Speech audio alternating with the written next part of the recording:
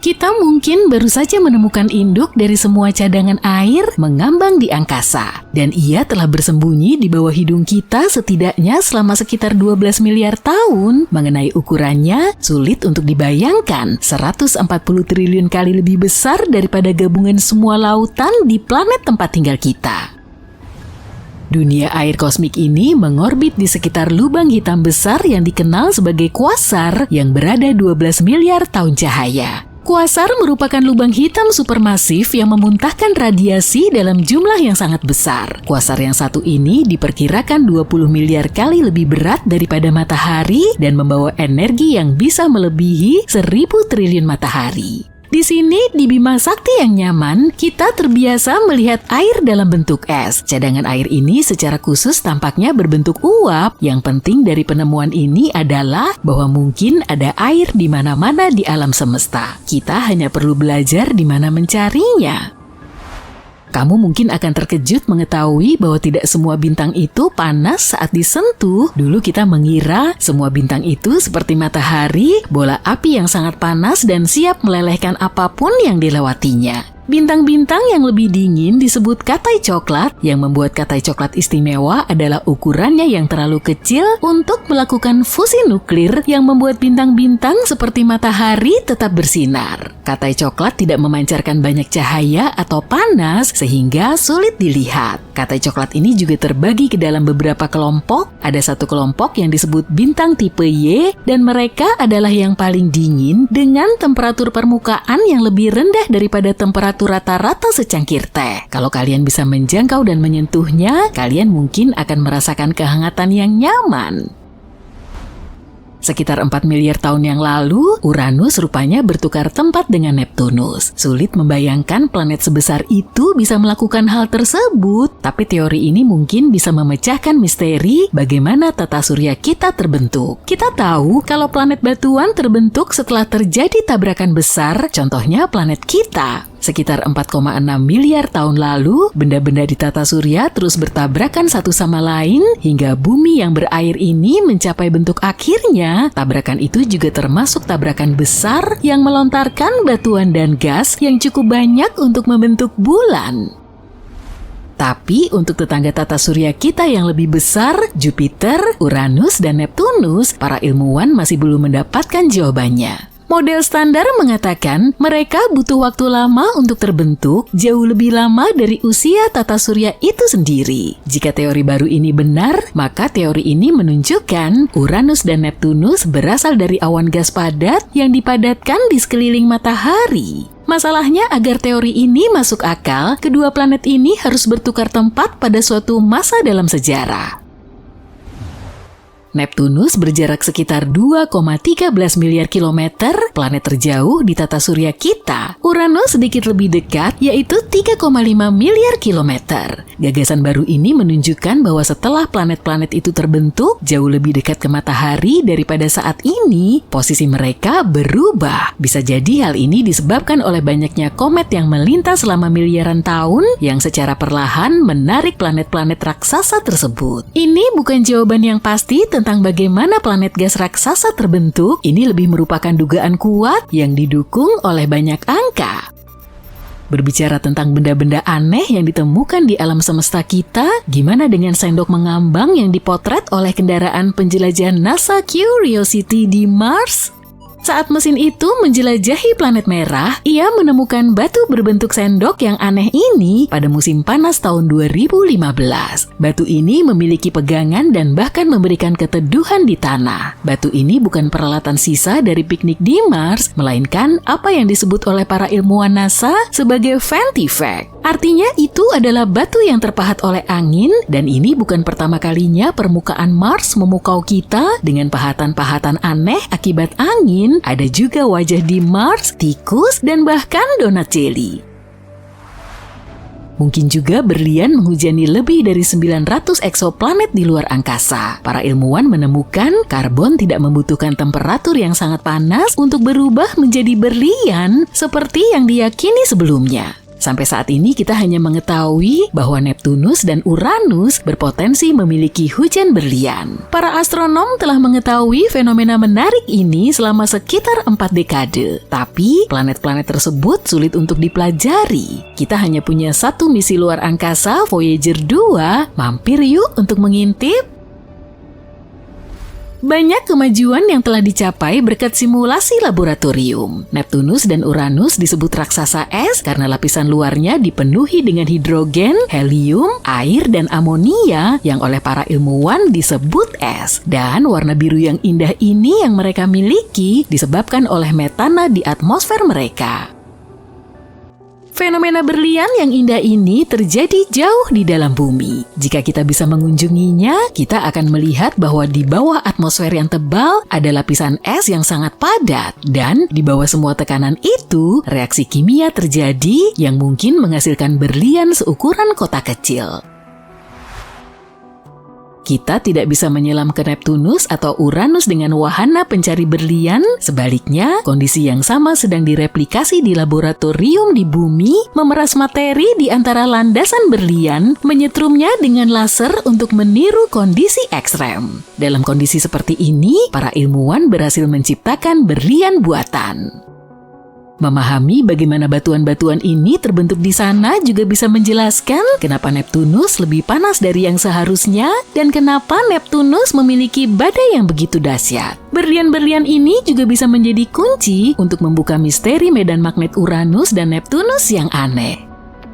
Kalau kita bandingkan dengan planet kita, perilaku planet ini tidak sama, jadi mungkin ada hal-hal aneh yang terjadi di bawah permukaannya yang mempengaruhi magnetnya. Rencana NASA termasuk mengirimkan wahana baru ke Neptunus atau Uranus dalam dekade berikutnya. Dengan posisi planet-planet tersebut yang sejajar di tahun 2030, ini adalah waktu yang tepat untuk menjelajahi planet-planet yang berpotensi mengandung berlian dari dekat. Planet Kepler 78b adalah penemuan kosmik yang aneh. Planet ini merupakan planet yang panas dan cair yang mengelilingi bintang induknya dalam waktu singkat setiap 8,5 jam sekali dan jaraknya sangat dekat, kurang dari 1,6 juta kilometer. Selain lingkungan yang panas, jika kita bisa menginjakan kaki di permukaannya, kita akan melihat matahari di sana 80 kali lebih besar dari pemandangan sehari-hari yang kita lihat di bumi dari bintang. Kalau kita menerapkan apa yang kita ketahui sejauh ini tentang bagaimana planet terbentuk, si kecil ini seharusnya tidak ada di sana. Para ahli masih belum tahu bagaimana planet ini bisa terbentuk atau bagaimana planet ini bisa berada di tempatnya sekarang. Yang kita tahu planet ini akan segera menghilang karena jaraknya yang sangat dekat dari awal pembentukannya. Planet panas yang sangat terik ini akan bertabrakan dengannya dalam beberapa miliar tahun lagi. Kedengarannya masih lama ya, tapi itu cuma sekejap dalam ukuran kosmik.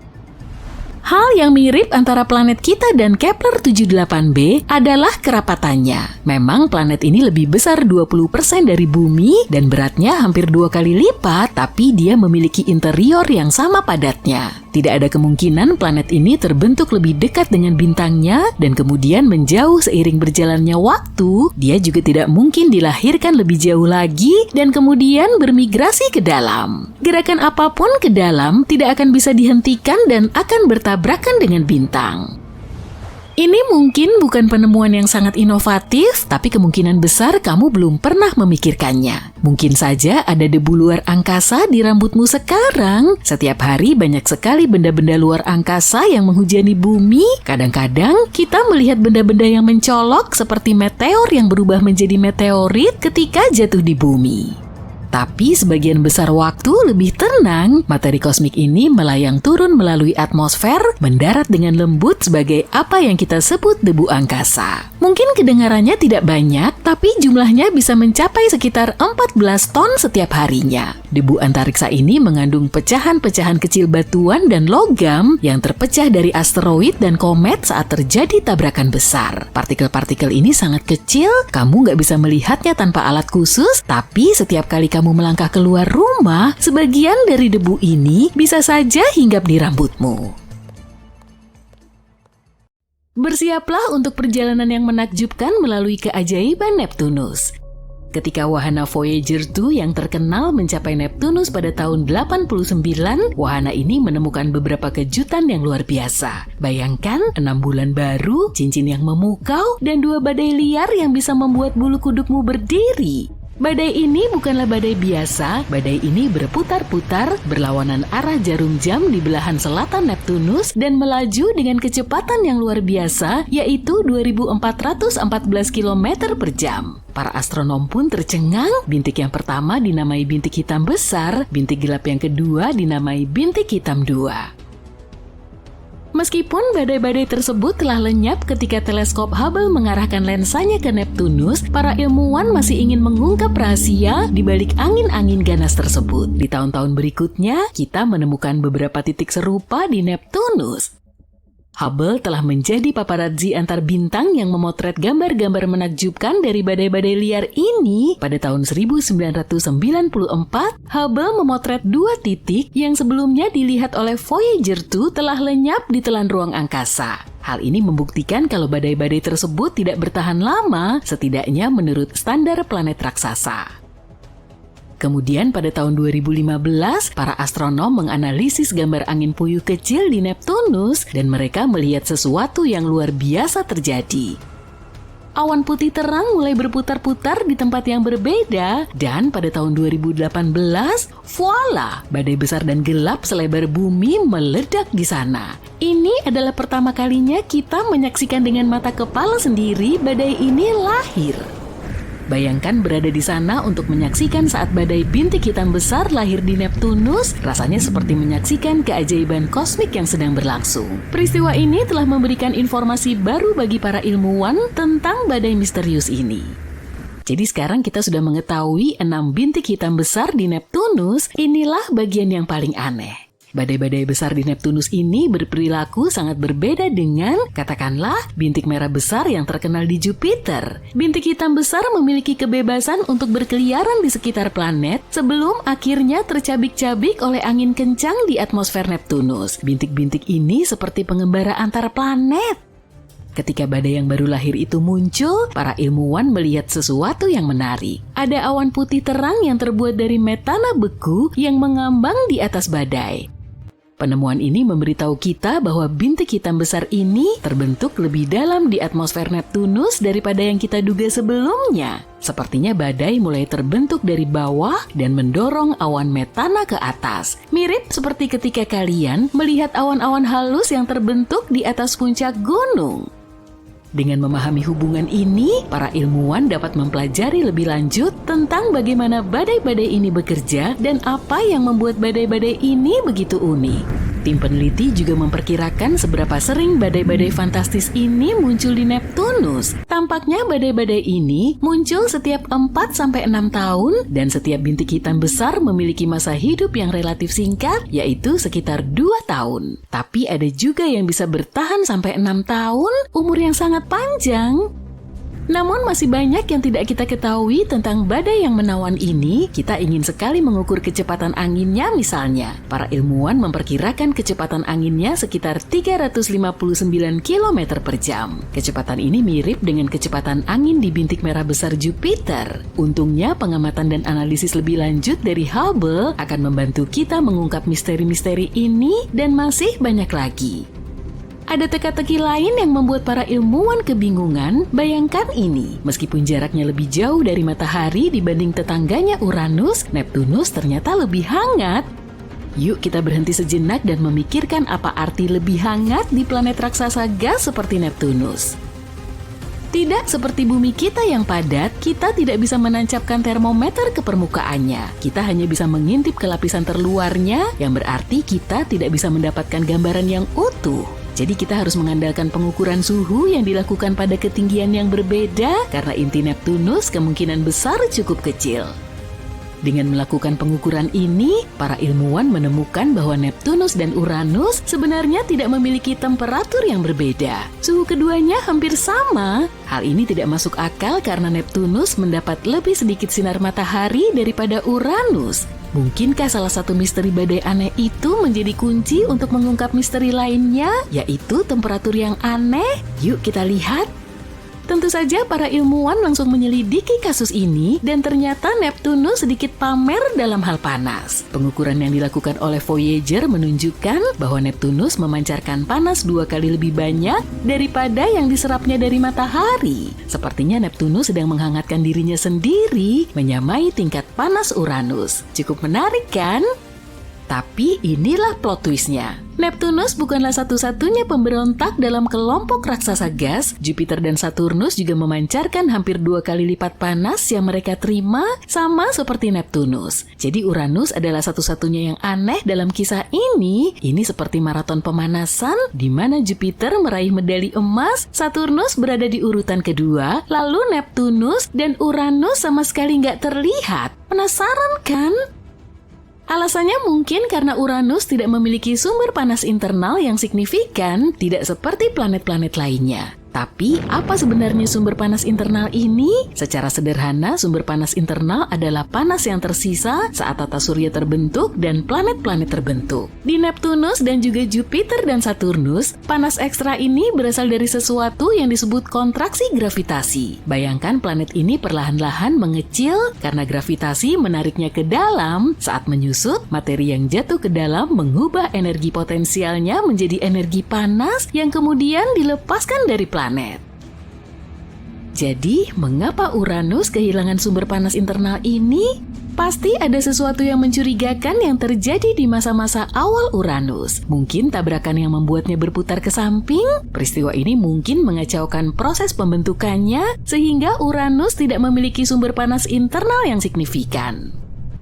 Inilah ide lain yang agak lucu. Alih-alih melepaskan panas dari interiornya secara perlahan-lahan, planet-planet beku ini mungkin saja bersendawa panas. Iya, kamu nggak salah dengar. Uranus mungkin sedang berada dalam fase tenang, sedangkan Neptunus baru saja mengeluarkan sendawa yang sangat besar.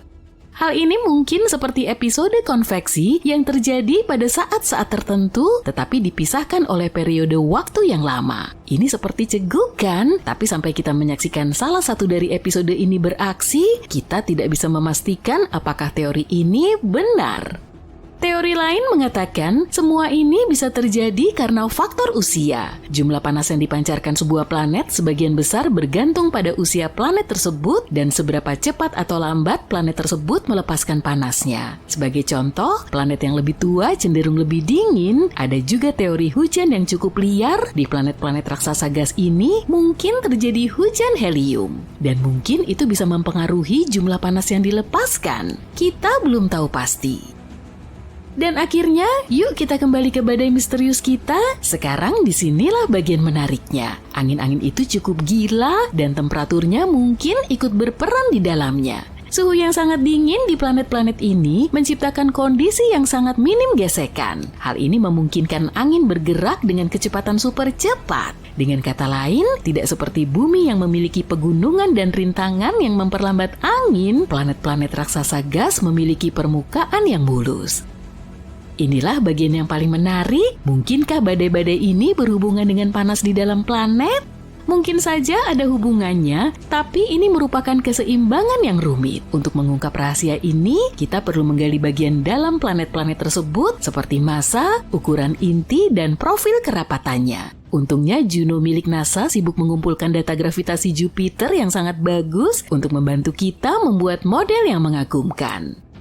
Simulasi komputer telah memberi kita ide yang menggiurkan. Angin di raksasa es ini mungkin berpesta hanya di lapisan atas atmosfer mereka. Di sana seperti ada pesta yang meriah. Hal ini menunjukkan bahwa angin super cepat yang kita lihat di Uranus dan Neptunus disebabkan setidaknya sebagian oleh pelepasan panas ketika benda-benda seperti air mengembun. Memahami semua efek yang membingungkan ini bukanlah hal yang mudah. 1 tahun di Neptunus berlangsung selama 165 tahun di bumi. Itu seperti menunggu berabad-abad untuk melihat pergantian musim. Jadi mempelajari siklus musim di Neptunus membutuhkan kesabaran yang sangat besar dari para ilmuwan antariksa. Yuk kita tunggu dan lihat bagaimana kisah ini terungkap di masa depan.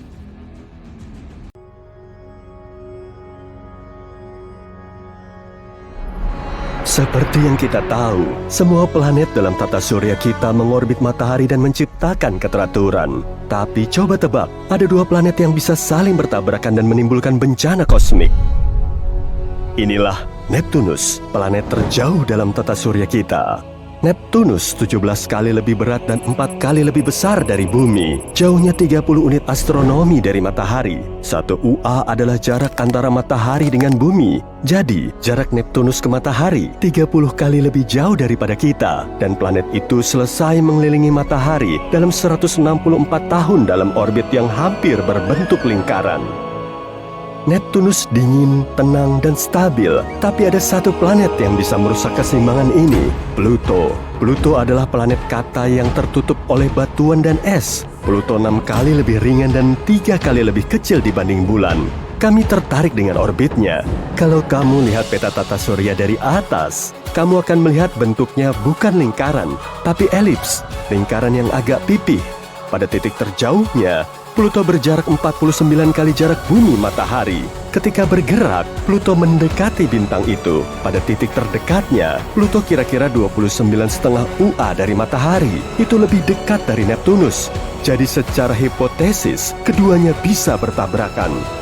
Mari kita lihat tabrakan ini di barisan depan. Lebih dekat lagi, please. Nah, bagus. Neptunus dan Pluto saling mendekati satu sama lain. Keduanya adalah dunia yang sangat dingin. Tapi keduanya mulai berinteraksi secara gravitasi. Seperti dua magnet, ini membuat planet-planet itu menghangat dari dalam. Neptunus adalah raksasa gas. Di sana tidak terdapat permukaan padat. Jadi belum banyak perubahan di dalamnya, tapi permukaan Pluto berbatu-batu.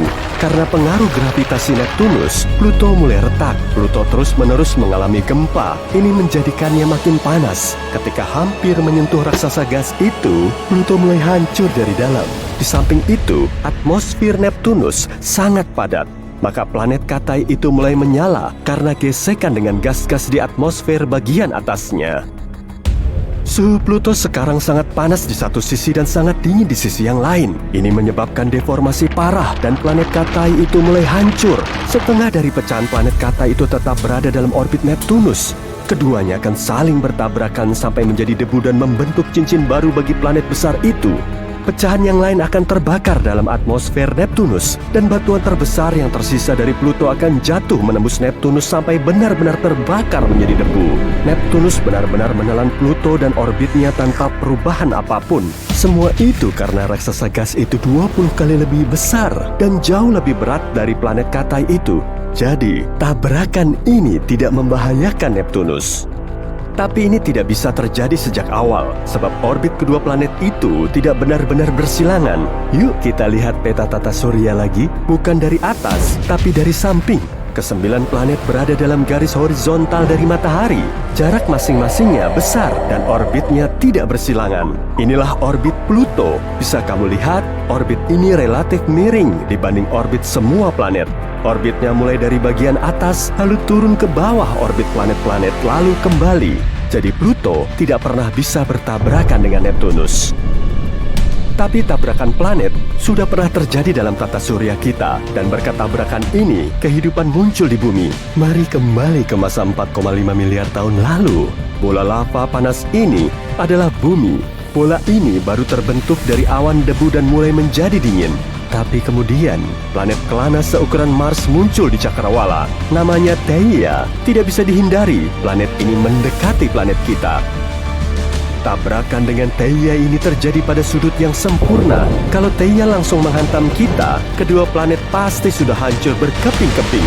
Tapi Theia menghantam kita pada garis singgung. Planet ini melontarkan sebagian materi dari bumi muda dan hancur berkeping-keping. Theia tidak bisa melanjutkan perjalanan sebab bumi memerangkapnya dalam gravitasinya. Sebagian besar dari planet ini tetap dalam orbit kita. Pecahan yang lebih kecil saling bertabrakan, jatuh ke bumi, dan bergabung dengan Theia yang tersisa. Debu mengendap, dan kita bisa melihat gambaran yang sudah kita kenal. Bumi dan bulan. Ini adalah teori utama bagaimana bulan bisa dekat dengan kita. Para ilmuwan bilang, tabrakan inilah yang menyebabkan munculnya kehidupan di bumi. Theia membawa banyak es yang berubah menjadi air di planet kita.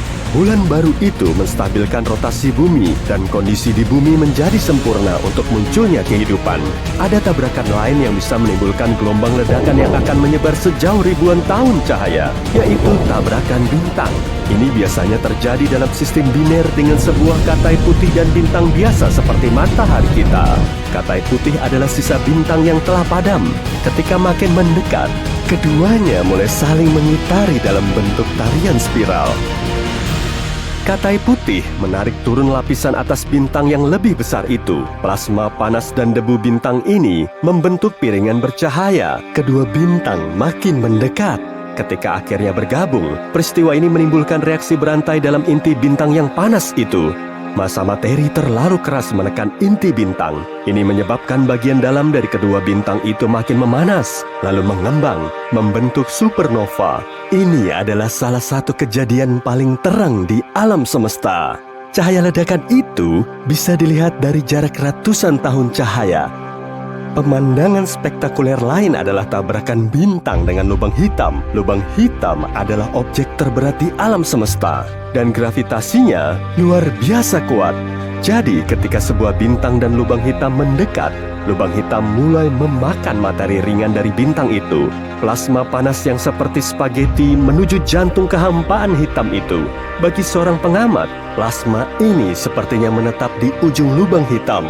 Bagian ini disebut horizon peristiwa. Masalahnya, waktu jauh lebih lambat di dekat objek seberat itu. Jadi kita mengira materi itu menetap di horizon peristiwa, tapi sebenarnya sudah lama memasuki jantung lubang hitam. Saat semakin mendekat, lubang hitam benar-benar mulai mengoyak bintang itu dan menelannya bulat-bulat. Pada titik ini, lubang hitam melontarkan sekitar setengah massa bintang dalam bentuk pancaran energi langsung dari pusatnya yang hitam. Setengah massa bintang yang lain menjadi mangsa objek hitam itu. Kita tahu ada banyak lubang hitam di alam semesta. Yang paling berat biasanya berlokasi di pusat galaksi. Beratnya bisa jutaan kali berat matahari kita. Tapi, apa yang akan terjadi jika dua lubang hitam saling bertabrakan? Ilmuwan kita berkesempatan mengamati kejadian seperti itu. Dua lubang hitam yang beratnya 66 dan 85 massa matahari perlahan-lahan saling mendekat. Keduanya menari bersama, seraya membengkokkan cahaya yang melewatinya. Tapi kemudian keduanya bergabung menjadi sebuah lubang hitam raksasa berbobot 142 massa matahari. Pada detik yang sama, lubang hitam baru itu melepaskan gelombang gravitasi ke ruang angkasa dengan energi sebesar 9 massa matahari. Para ilmuwan berhasil menangkap gelombang ini dan mengamati bergabungnya kedua lubang hitam itu di baris depan. Tapi sebenarnya, kejadian ini terjadi 17 miliar tahun lalu. Kita baru sekarang melihatnya sebab partikel-partikel cahaya dan gelombang gravitasi butuh waktu sangat lama untuk mencapai jarak 17 miliar tahun cahaya ke bumi. Sekarang, coba bayangkan tabrakan skala galaksi. Ini adalah tabrakan antara Bima Sakti dengan Andromeda. Ini akan terjadi dalam 4,5 miliar tahun. Jadi jangan kemana-mana ya. Bima Sakti memiliki sekitar 100 miliar bintang dan Andromeda punya sekitar 1 triliun. Ketika saling mendekati, kedua galaksi ini akan saling mengitari satu sama lain beberapa kali. Pada saat itu, beberapa bintang mungkin dilepaskan seperti ketapel. Lalu, Bima Sakti dengan Andromeda akan mulai bergabung. Perkiraan pertama di sini adalah tata surya kita akan bertabrakan dengan sistem bintang lain dari Andromeda. Dalam hal ini, akan terjadi tabrakan bintang dan ada supernova setelah itu. Dunia kita akan hancur. Opsi lain adalah matahari akan dilontarkan ke ruang gelap.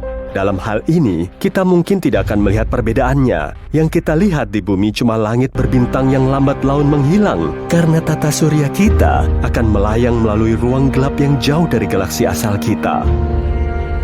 Tapi skenario paling mungkin adalah ketika kedua galaksi bergabung. Peristiwa itu sama sekali tidak menyakitkan bagi kita. Faktanya, ruang angkasa sangat luas dan ada ruang untuk semua bintang dari kedua galaksi. Satu-satunya perbedaan adalah kita akan melihat banyak bintang baru di langit malam. Juga piring terbang dari Andromeda. Enggak ding.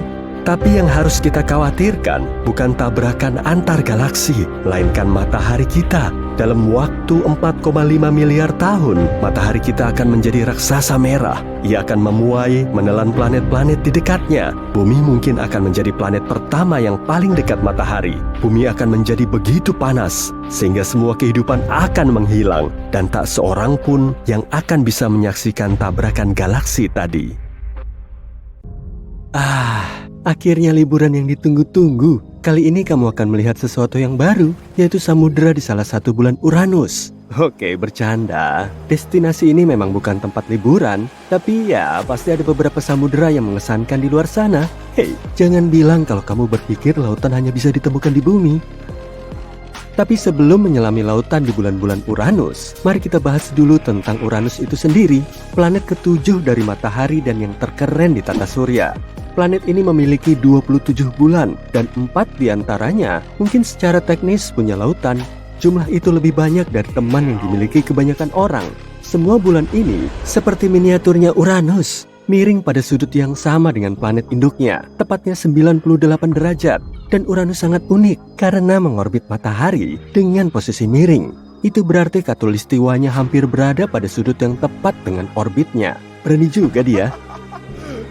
Tapi kenapa ya Uranus bisa seperti itu?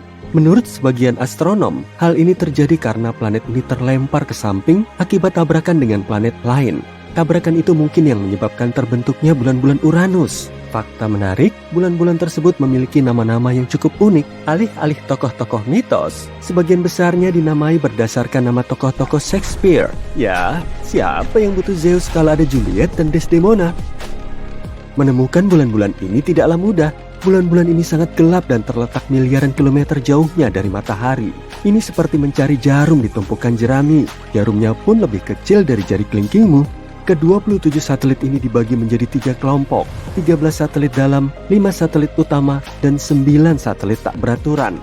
Yang tidak beraturan adalah pemberontak dengan orbit retrograde. Sementara yang lainnya prograde dan mengikuti Uranus. Bulan-bulan besarnya yakni Miranda, Ariel, Umbriel, Titania, dan Oberon. Dan semuanya berada di bidang ekuator Uranus dan berbentuk bulat. Semuanya punya kawah, ngarai, dan tebing. Wow! Bulan-bulan ini juga terbentuk dari tumbukan raksasa yang memiringkan Uranus pada porosnya. Itu sebabnya semua bulan itu juga miring. Dan karena kemiringannya itu, bulan-bulan tersebut memiliki siklus musim yang aneh seperti halnya Uranus. Tapi kita belum menemukan semua bulan Uranus. Bulan-bulan kecil yang tidak beraturannya tersembunyi dan sulit dideteksi. Jadi siapa tahu, mungkin masih banyak lagi yang ada di sana. Tapi mari kita bahas hal yang lebih keren lagi, yaitu terbuat dari apa bulan-bulan ini. Kami tidak sepenuhnya yakin, tapi kami pikir bulan-bulan itu terbuat dari batu dan es. Miranda adalah yang paling dingin, sedangkan bulan-bulan bagian dalam mungkin hanya berdebu. Dan yang di luar orbit Oberon, kemungkinan besar itu adalah asteroid yang tertangkap yang bisa jadi berbatu atau es atau entah apa lagi. Tapi inilah yang membedakan bulan-bulan Uranus dengan bulan-bulan lainnya. Semuanya miring seperti Uranus. Sungguh luar biasa. Menjelajahi bulan-bulan ini bisa mengajari kita banyak hal tentang bagaimana dunia samudera terbentuk dan tetap aktif. Titania adalah bulan terbesar di Uranus, tapi ukurannya masih kurang dari setengah ukuran bulan bumi dengan diameter sekitar 1.600 km.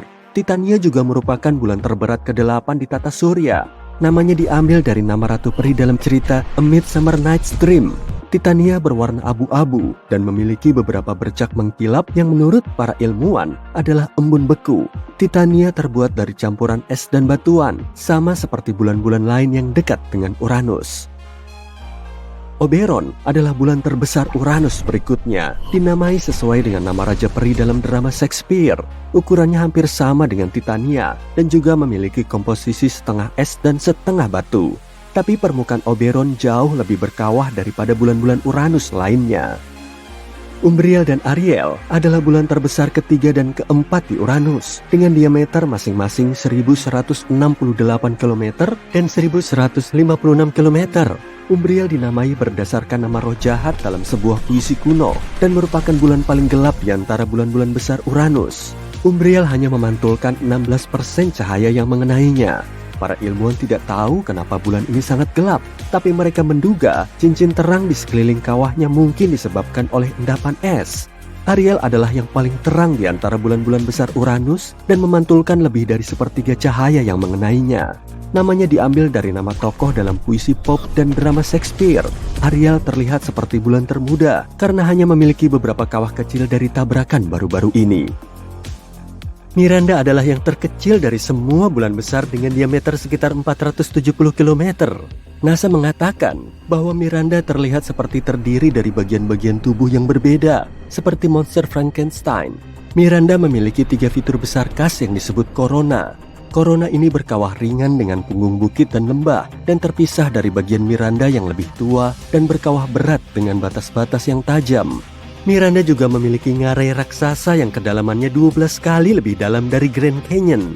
Para ilmuwan tidak tahu kenapa Miranda memiliki fitur-fitur yang berbeda, tapi salah satu teorinya adalah karena Miranda hancur akibat tabrakan besar dan kemudian disatukan kembali dalam keadaan miring. Semua bulan besar Uranus ini terjebak menghadap Uranus sepanjang waktu, sama seperti bulan bumi. Uranus memiliki beberapa fitur yang sangat menarik, tapi sistem cincinnya yang paling menarik. Dan tahu nggak, bulan-bulan si raksasa es ini ternyata punya andil dalam membentuk cincin-cincin itu. Uranus memiliki 13 bulan dalam dan 13 cincin redup, dan semuanya terhubung seperti satu keluarga kosmik yang besar. Cordelia dan Ophelia ibarat penjaga cincin terluar, Epsilon. Kedua bulan gembala ini menjaga semua partikel tetap di tempatnya, dengan Cordelia yang paling dekat dengan permukaan Uranus. Tapi inilah masalahnya. Setidaknya ada 8 satelit kecil lainnya yang berkeliaran di area tersebut, sehingga membuat keadaan menjadi sangat ramai. NASA masih terus mencari cara agar semua satelit itu tidak saling bertabrakan. Bulan-bulan bagian dalam terdiri dari setengah es dan setengah batu, tapi kita tidak tahu banyak tentang bulan-bulan bagian luar. NASA menduga bahwa bulan-bulan itu mungkin hanya asteroid yang terperangkap dalam tarikan gravitasi Uranus. Apapun itu, Uranus dan pasukan bulannya memang luar biasa. Rupanya, bulan-bulan Uranus mungkin memiliki lautan asin yang tersembunyi di bawah permukaan bekunya. Dan yang terjauh dari Uranus, Titania dan Oberon bisa jadi memiliki lautan sedalam 48 km. Itu lebih dalam dari Palung Mariana. Tapi Ariel dan Umbriel pun bisa jadi punya lautan sedalam 30 km. NASA menggunakan pemodelan komputer yang canggih dan melihat kembali data dari wahana Voyager 2 yang diluncurkan pada tahun 1977 untuk mengetahui susunan dan struktur bulan-bulan ini. Mereka menemukan bahwa Titania cukup besar untuk menyimpan panas internal dan mencegah lautan yang membeku. Tapi, bulan-bulan lain mungkin juga punya kesempatan untuk punya lautan yang hangat. Para peneliti menemukan sumber panas potensial di mantel batuan bulan-bulan itu yang bisa melepaskan cairan panas dan menjaga lautan tetap hangat. Dan kamu tahu, lautan-lautan itu bahkan mungkin cukup hangat untuk mendukung kehidupan. Studi ini juga menemukan bahwa klorida dan amonia kemungkinan besar berlimpah di lautan di bulan-bulan ini. Amonia berfungsi sebagai anti beku, dan garam-garam di dalam air juga bisa membantu menjaga suhu lautan. Nah, kalian mungkin berpikir, bagaimana mungkin bulan-bulan es ini bisa memiliki air yang cair? Ternyata panas internal dan beberapa bahan kimia bisa mewujudkannya. Sebagai contoh, sebuah penelitian mengungkapkan bahwa klorida dan amonia kemungkinan besar melimpah di lautan bulan-bulan ini. Amonia berfungsi sebagai anti beku, dan garam di dalam air juga bisa membantu menjaga suhu lautan. Dan jika bulan-bulan ini benar-benar memiliki lautan, artinya mungkin ada dunia lautan lain di tata surya dan di luar tata surya. Tapi jangan terlalu bersemangat dulu, lautan ini cukup asin. Ada sekitar 150 gram garam untuk setiap liter air. Mungkin tidak lebih asin dari Great Salt Lake di Utah, tapi tetap saja. Adapun bulan terbesar kelima Uranus, Miranda, mungkin pernah punya lautan, tapi mungkin membeku dengan cepat. Kasihan si kecil ini. Bagaimanapun, NASA sedang berpikir untuk mengirim misi ke Uranus agar mempelajari lebih lanjut tentang planet es raksasa ini dan bulan-bulannya. Mereka menamainya Uranus Orbiter and Probe, UOP.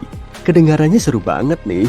Jadi ya, secara teknis, mungkin tidak hanya ada 4 atau bahkan 5 samudra, tapi masih banyak yang harus dipelajari dan dijelajahi.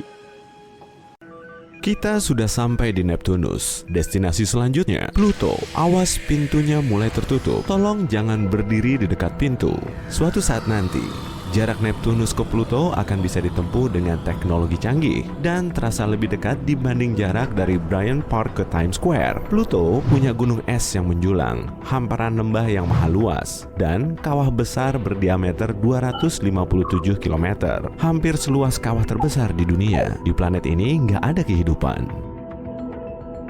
Alasannya tentu sudah jelas ya, jarak Pluto dan matahari sangat jauh, sehingga suhu di sana sangat dingin. Untuk sampai di planet kerdil ini, kita perlu menempuh perjalanan sejauh bermiliar-miliar kilometer. Belum lagi, ukuran Pluto lebih kecil dari bulan, sehingga akan gampang penuh sesak kalau kita mendiaminya. Nah, kira-kira apa sih faktor utama yang menghalangi terbentuknya kehidupan di sana?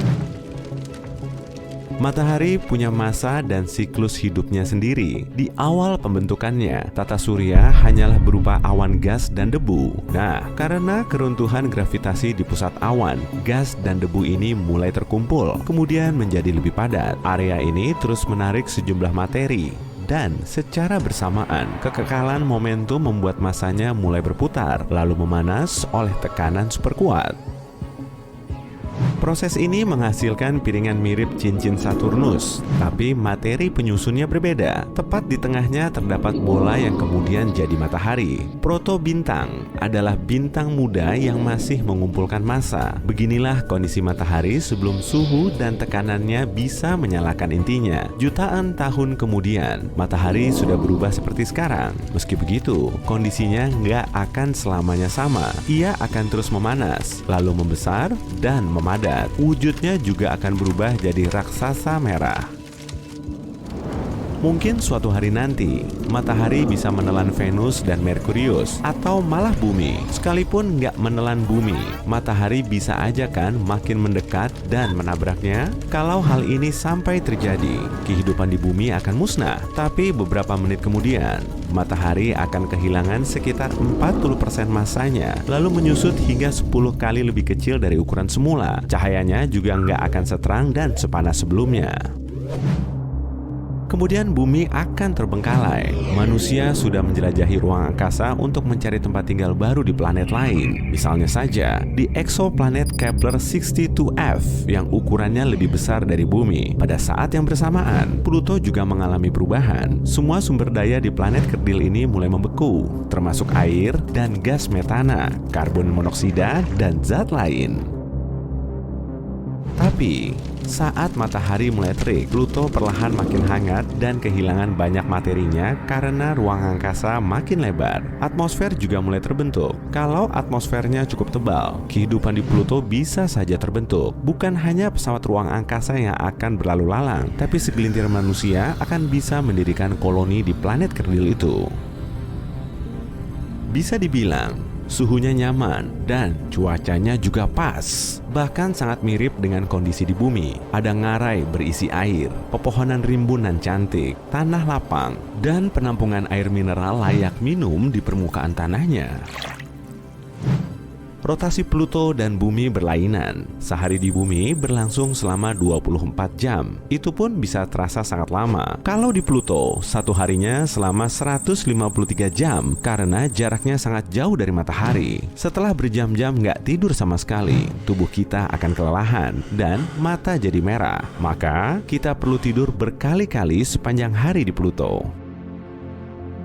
Setahun di Pluto sama dengan 248 tahun di bumi. Dan sejauh ini kita nggak bisa menemukan teknologi untuk bikin hidup kita selama itu. Jadi, masa hidup kita nggak akan sampai setengah tahun di planet kerdil ini. Mungkin rumah-rumah di Pluto perlu dilengkapi dengan ruang krioterapi. Tiap kali mau tidur, kita tinggal masuk ke situ dan bangun 50 hari kemudian dalam ukuran Pluto.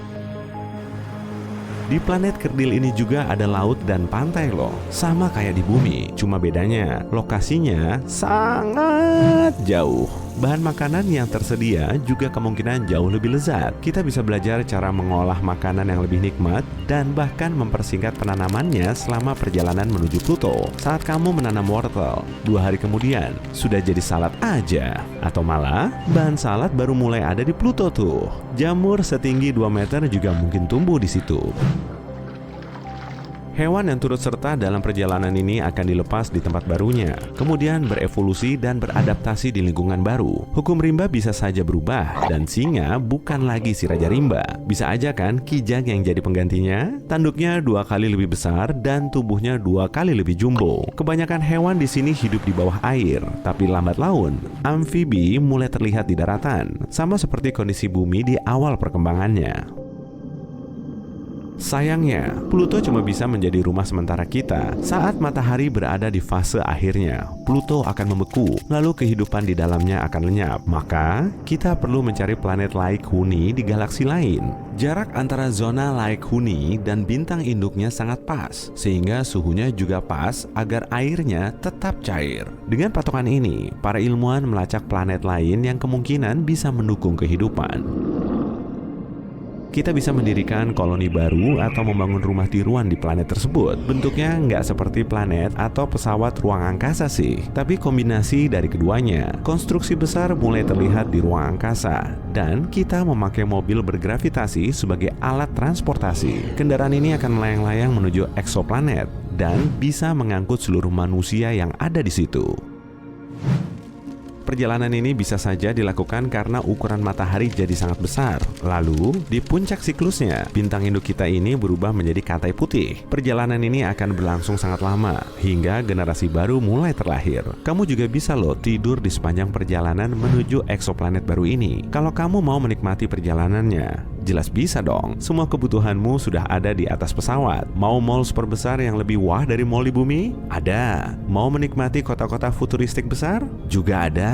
Kalau area pertanian dengan tanah buatan yang subur? Ada dong. Setelah melewati perjalanan panjang, akhirnya sampai juga di eksoplanet baru. Wah, rupanya kondisi di sini lebih baik daripada di bumi. Planet ini super besar dan punya banyak benua. Pusatnya juga nggak begitu jauh dari lautan. Jadi, area gurunnya cuma sedikit. Meski bintang induknya berupa katai oranye, suhunya nggak sepanas matahari kita saat ini. Ukurannya memang lebih kecil sih, tapi masa hidup katai oranye ini lebih lama. Kondisinya akan tetap stabil selama 15 hingga 45 miliar tahun. Selain itu, planet baru ini dipenuhi hutan hujan tropis karena suhunya lebih hangat. Jadi bisa dibilang, keanekaragaman hayati dan makhluk hidupnya akan lebih banyak. Kita juga bisa loh bikin terraform di planet ini. Sama seperti di Mars, kita bisa bikin efek rumah kaca dengan menembak komet beres dan melepaskan amonia, sehingga planet tersebut jadi lebih hangat. Mau menanam pohon juga? Bisa kok. Mungkin kita perlu mengambil tanah yang ada di bumi atau memodifikasi tanah Mars agar mirip dengan tanah kita. Nanti juga lama-lama atmosfer di situ akan mirip dengan bumi. Kita juga nggak akan kesulitan bernafas karena ada pepohonan. Serta bisa juga melelehkan lapisan es di kutub Mars untuk menghasilkan air. Tapi kendalanya, angin surya dan ledakan matahari kemungkinan akan mengoyak atmosfer dengan sangat cepat. Karena nggak punya magnetosfer, Mars nggak akan bisa melindungi kita dari radiasi. Jadi, planet merah ini kurang cocok untuk kita tinggali untuk jangka panjang. Siapa tahu kan, barangkali di luar sana ada planet yang sudah siap jadi rumah masa depan kita. Hamparan es, puncak gunung, bak bermandi kapas, terik surya perlihatkan paras. Nun jauh di sana, binarnya terus terulas. Tatapmu tertuju ke salju merah karat. Ya, begitulah Pluto. Kondisinya memang bisa bikin kita garuk-garuk kepala. Dari kejauhan, bola es ini berwarna putih dan biru muda. Nah, kalau dari dekat, langitnya akan terlihat biru khas. Coba amati lagi deh. Kamu lihat bercak merah berbentuk paus nggak sih di sepanjang ekuatornya? Itu loh, di sebelah kiri bercak putih yang berbentuk hati. Nah, bener kan? Area ini lebih luas dari Alaska dan masih jadi tanda tanya besar bagi para ilmuwan. Wujudnya bukan berupa tanah liat merah atau bahan lain yang terdapat di bumi, tapi es dalam versi Pluto. Menurut para ilmuwan, warna merahnya dihasilkan oleh tholin, bahan kimia mirip jelaga yang jatuh dari atmosfernya. Bahan yang sama juga terdapat pada kutub utara satelit Pluto, Charon. Oke, yuk kita perbesar dulu gambar pausnya. Wah, ada rangkaian pegunungan. Es merah di pegunungan Pluto sangat mirip dengan batu. Teksturnya juga agak keras. Lapisan putih di puncak gunungnya terlihat kontras dari merah tuanya. Lapisan ini sebetulnya bukan salju seperti di bumi, tapi metana beku.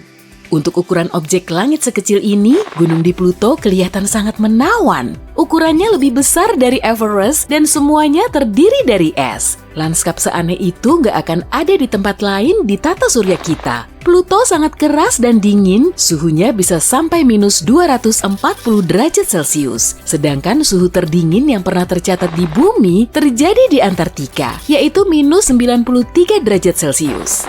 Kembali lagi ke jantung Pluto. Area ini sebetulnya berupa dataran luas berselimut es nitrogen. Menurut para ilmuwan, jantung Pluto telah membuat angin di sana tetap bertiup. Kawahnya juga luas, bahkan sebagian di antaranya berisi material dan mengalami erosi. Hal serupa juga terjadi di bumi saat tanahnya terkikis oleh angin, air, dan es, maka terjadilah erosi. Lalu, apa yang membuatnya begitu istimewa? Kemungkinan struktur tersebut disebabkan oleh aktivitas lempeng tektonik. Kamu tahu kan, itu loh, lempeng daratan besar yang terus bergerak di dalam batuan cair. Lalu, membentuk rangkaian pegunungan, memisahkan benua, atau menyatukannya lagi. Sampai saat ini, para ilmuwan mengamati fenomena ini cuma terjadi di bumi, bukan di tempat lain di tata surya kita. Berarti Pluto dan bumi memang punya kemiripan ya? Di Pluto juga terdapat air yang menyelimuti sepertiga permukaannya. Tapi wujudnya nggak sama dengan air di bumi, bentuknya lebih mirip slushy berbatu. Dan sampai sekarang, planet ini belum menunjukkan adanya tanda-tanda kehidupan.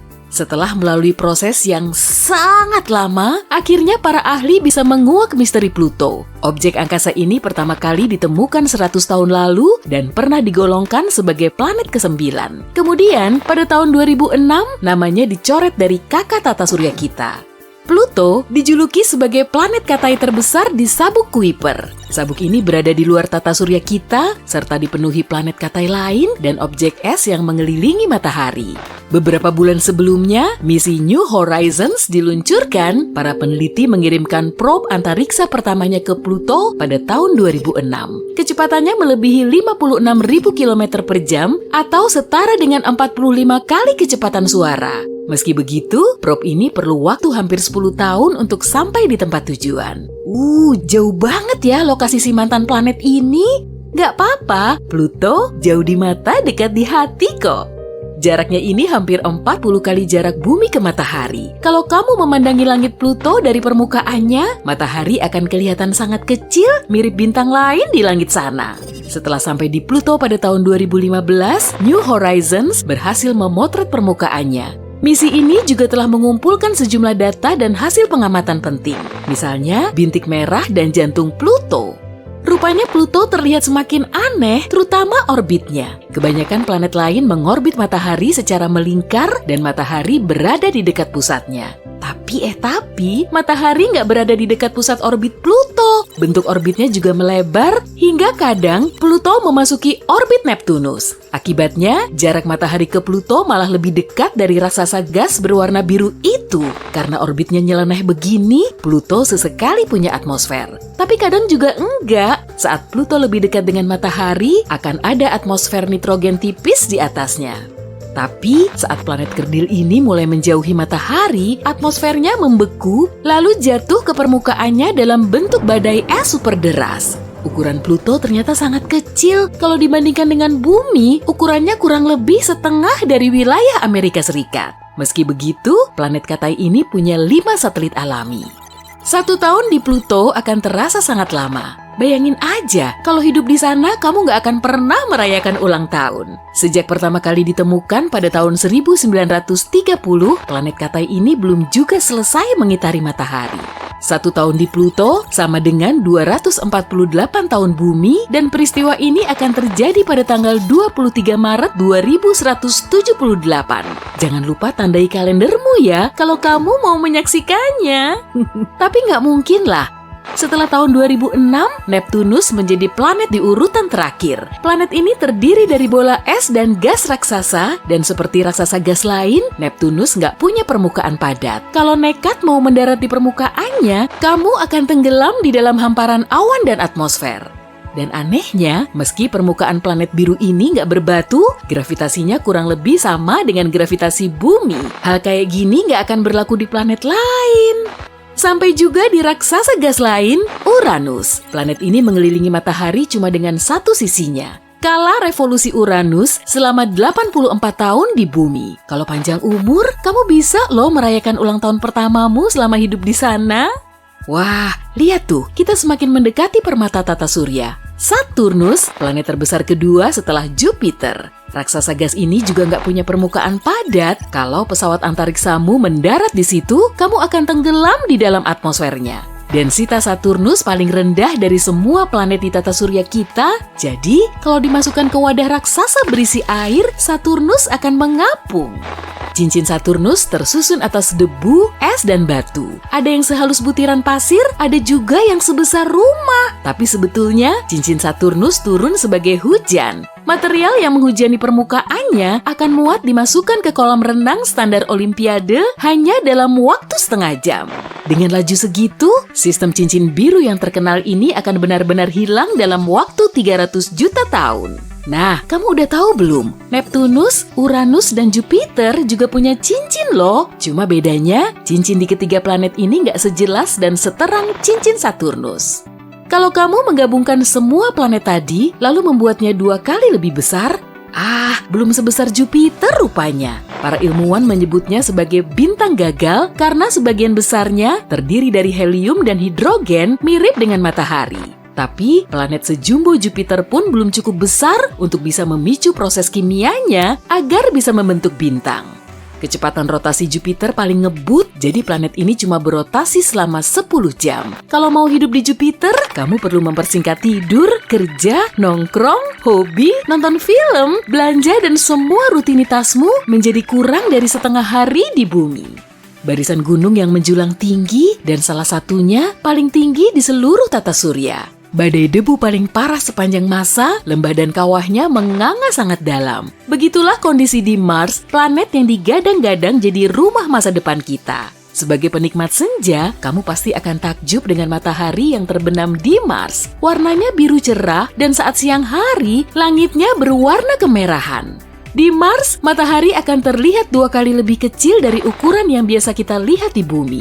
Oh ya, kalau kamu pengen jadi pemain basket, coba deh main basket di Mars. Gravitasinya cuma 37% dari gravitasi bumi. Jadi, kamu akan bisa melompat 3 kali lebih tinggi. Venus memang jadi planet yang terter alias paling ya. Permukaannya paling panas, gunung berapinya paling banyak, cahayanya paling terang, dan jaraknya paling dekat dengan bumi. Kala rotasinya juga paling lelet, malahan hampir tidak berotasi. Sehari di Venus berlangsung selama 243 hari di bumi. Malahan kita bisa loh nyalip kecepatan rotasinya hanya dengan jalan kaki. Arah putaran Venus juga berlawanan dengan bumi. Di planet ini, matahari terbit di ufuk barat dan tenggelam di ufuk timur. Merkurius, planet ini nggak punya satelit dan cincin. Ukurannya juga paling kecil di seantero tata surya kita. 1 tahunnya cuma berlangsung selama 88 hari, jadi kalau kamu tinggal di sini, kamu akan sering berulang tahun. Meski jaraknya paling dekat dengan matahari, Merkurius bukan planet yang paling ngebul. Predikat itu justru dimiliki oleh Venus. Suhu Merkurius belum setinggi Venus karena atmosfernya bisa memerangkap panas matahari. Merkurius juga punya lekukan, inti besinya terus mendingin, kemudian jadi ciut. Akibatnya, permukaan Merkurius menyusut dan membentuk lekukan. Atau bisa jadi, si Merkurius jarang pakai sunblock tuh.